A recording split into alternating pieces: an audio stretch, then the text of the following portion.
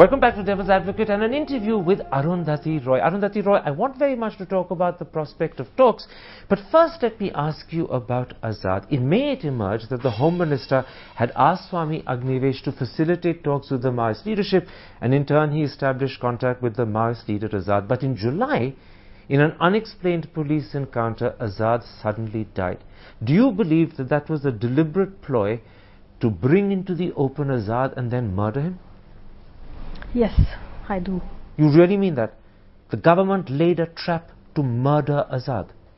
I mean, that's what, from all the facts that are emerging, that's what it seems to point to. Why did they do this? Why would they kill the one man with whom they have a rational expectation of talks? Look, I've been saying this for a few months now, that you have to understand that the government needs this war. It needs this war to clear the land, to hand over to actualize these hundreds of MOUs that have been signed. If you read the business papers, they are very clear about that. If the government needs the war, then how do you interpret the government's attempt to have talks? One is contradictory with the other. Yeah, it needs the war, but it needs to keep this mask, the smiling, benign mask of democracy, so it offers talks on the one hand and undermines it on the other. But even if you accept this strange theory that the government is Janus-faced, two-faced, why would it destroy the mask that it needs by killing Azad? Why would it destroy that mask itself? Because if you look at what was happening, Azad was beginning to sound dangerously reasonable. To whom?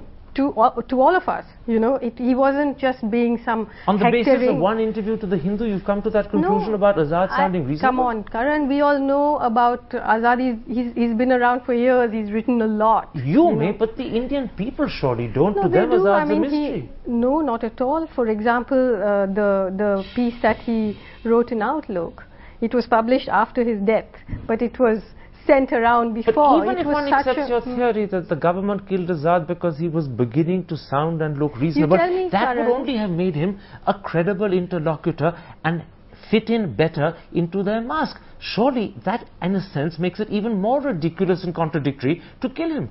Why would it be? Let's say there are two sides at war. I mean, there are more than two sides, but everyone wants to make this binary, so let's, for the sake of argument, accept it.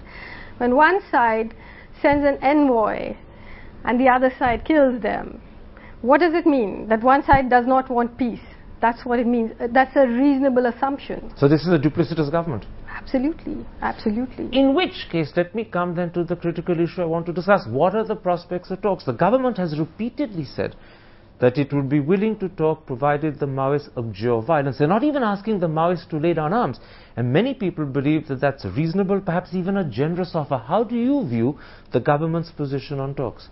I think that if you were to go down to those forests and see what's going on, when you have these 200,000 paramilitaries patrolling the tribal villages, and the cordon and search operations are on, the killings are on, the siege is on, what does it mean to abjure violence?